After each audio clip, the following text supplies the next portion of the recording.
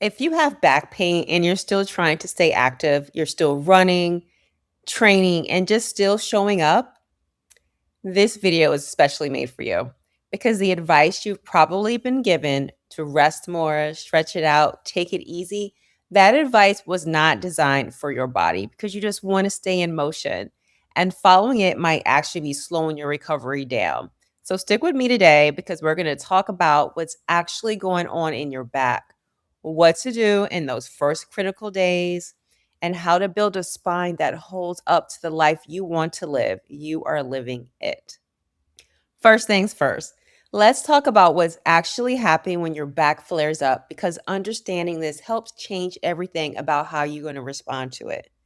As we get into our 30s and 40s, the spine starts to change. It is what it is, right? Disc may lose a little height, joints can stiffen, and that's normal, but it does mean your back is less forgiving when you push it without the right support underneath. Okay? So, one of the most common culprits is a disc that's shifted out of place and is pressing on a nerve nearby.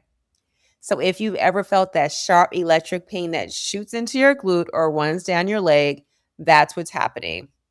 That's sciatica. I know you've heard about it and you might have even experienced it. And it's way more common in active people than most realize. But here's the thing, the most common back issue is still muscle strain. So, overuse, a weird lift, repetitive movement. So, like when we're running, that load on one side more than the other. We got that stronger side. I know I have a stronger side. A lot of us do. And that's usually where it starts. But the important thing is knowing the difference between this needs movement and time and this needs a clinician. I'll give you those examples in a little bit. So, what to do in the first 48 hours? Okay, so you've tweaked something. Here's your early game plan. It's 24 to 48 hours, cold, right? Get like an ice pack, a cold compress, sit in the ice, whatever you have going on. Manage your inflammation and numb the areas so you can actually function. After about 2 days or so, switch to heat. Heat brings in the blood flow, relaxes the muscle tissue, and starts to get things moving again. Short sessions with a heat pad over several days is awesome too. This is going to be your friend in week one. Okay. You might have even done this yourself and felt some relief, or did you alternate heat and cold? Sometimes we just veer to one or the other, but getting that constriction contrast in there and alternating is wonderful. Okay. So now here's where I need you to hear me clearly. Do not go to bed and stay there. You probably don't want to either, but just being more strategic about it is amazing. I know it feels like the right move just staying in bed, but research consistently shows that eliminating inactivity to 1 or 2 days max leads to faster recovery. Gentle movement, even if you're just walking, that doesn't mean go for a sprint if you're injured, right? But just going for a walk helps maintain your strength, preventing the stiffness from compounding and signals to your nervous system that your body is safe to move. You are not fragile. Your body needs to be reminded of that too.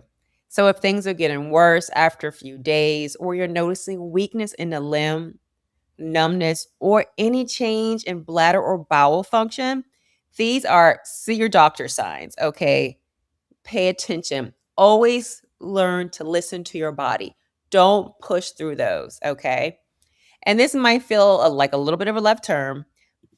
Your nutrition plays a direct role in how fast your body recovers and how often it flares up. Chronic inflammation is one of the biggest drivers of ongoing pain, and what you eat either supports recovery or slows it down. Instead of thinking in extremes, focus on anti inflammatory, nutrient dense foods. So, those nutrient dense foods like leafy greens, colorful vegetables, healthy fats like nuts and seeds, and quality protein sources. These support tissue repair, joint health, and overall recovery. If you're active and loading your spine regularly, nutrients like calcium, magnesium, and protein matter more than most people realize. It's about eating a balanced quality diet, okay? Body composition does matter. Extra weight increases load on the spine. especially during movement. This is not about weight loss at all. This is just about our body health, right? So, pairing smart nutrition with strength based movements like Pilates is one of the most effective ways to reduce that stress long term. It's helping with mobility, just helps with moving your body, your hips, your back, all of the things, right? Also, if you do smoke, reducing or quitting will significantly improve recovery. Blood flow to spinal tissues is critical, and smoking directly limits that, okay? This isn't about dieting, it's about fueling your body to recover and perform better, right? Most back pain does resolve, but if you're 3 to 6 months in with no real improvement, that's when you bring in more support.